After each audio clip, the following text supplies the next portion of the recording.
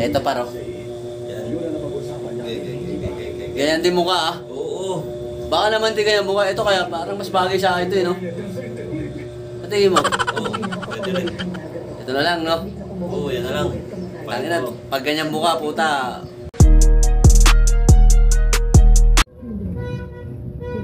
Inyo nga pala, oh. Dugong kabetenyo. Yan mga idol, subukan natin galing nito. Hinahanap ko talaga yung barbershop nito. Tingnan natin kung papapagwiin tayo na ito. Pag hindi po tayo, walang bayad to. Ikat pa rin ba? Walang bayad to para. Ikat ka. Dito lang yan. Malapit.